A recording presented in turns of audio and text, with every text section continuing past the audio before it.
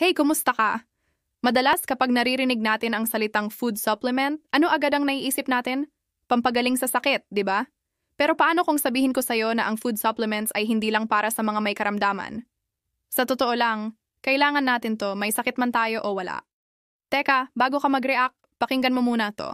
Isipin mo ang lifestyle natin ngayon. Busy sa trabaho, stressed sa traffic, minsan kulang pa sa tulog. At aminin natin, kahit anong pilit nating kumain ng masusustansyang pagkain, madalas hindi pa rin sapat ang nutrients na nakukuha natin. Marami sa mga prutas at gulay ngayon, hindi na kasing sustansya tulad ng dati dahil sa paraan ng pagtatanim at pagproseso. Dito na pumapasok ang kahalagahan ng food supplements. Ang food supplements ay parang insurance para sa ating kalusugan. Sila ang sumusuporta sa katawan natin para punan ang mga pagkukulang sa nutrisyon. Ang una at pinakamahalagang na itutulong nito ay ang pagpapalakas ng ating immune system.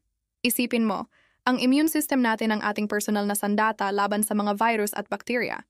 Kapag malakas ito, mas mahirap tayong kapitan ng ubo, sipon, at iba pang sakit. Ang mga supplement na mayaman sa vitamin C, zinc at vitamin D ay malaking tulong para rito. Pangalawa, nagsisilbi itong proteksyon laban sa mga posibleng karamdaman sa hinaharap. Hindi lang ito basta pampalakas ng resistensya, kundi tumutulong din para mapanatiling nasa tamang kondisyon ang ating mga vital organs. May mga supplement para sa puso, para sa buto, at para sa utak. Sa pag-inom nito, proactively nating pinoprotektahan ang ating sarili laban sa mga chronic diseases. Pangatlo, paano kung nakaramdam ka na ng panghihina? O kaya galing ka sa sakit? Dito, ang food supplements ay tumutulong na ibalik ang sigla at lakas ng iyong katawan.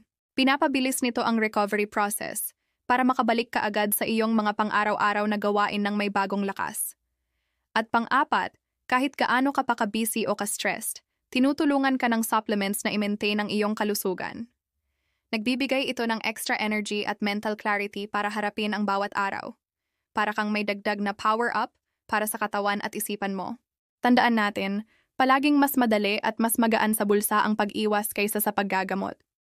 Ang kalusugan ay isang investment.